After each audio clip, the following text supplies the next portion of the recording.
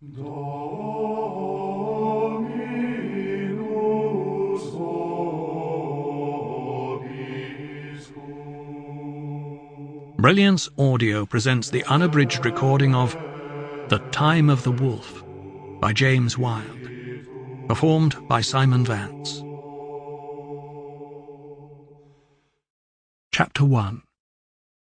29th November, 1062.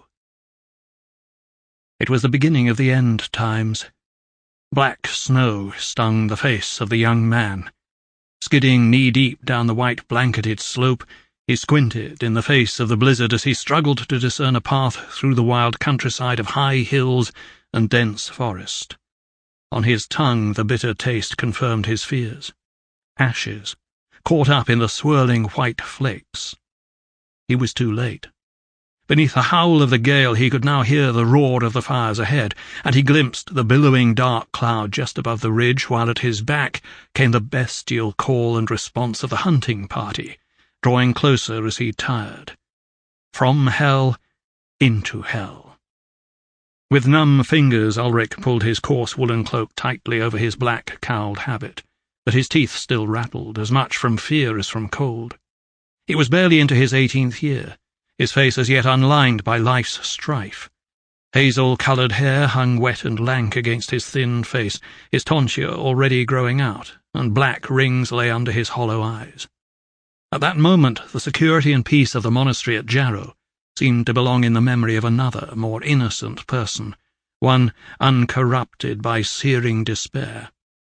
He thought of his mother and father, who had sent him to the monastery as a child for a life in service to God. What would they think if they knew how badly he had let them down?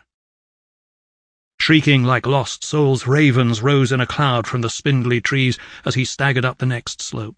His breath burned in his chest and his joints ached, but he drove himself on, grabbing branches to drag himself through the drifts.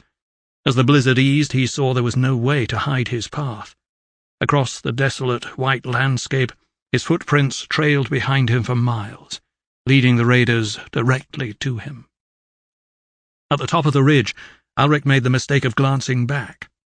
Silhouetted against the grey sky on the hilltop a half-mile behind him was death incarnate. Harold Redteeth, the battle-axe grim, gripped in his right hand, a spear in his left.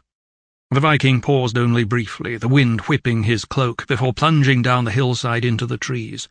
Like a pack of wolves, his men swept over the hilltop behind him, silent now, sensing that their prey was close.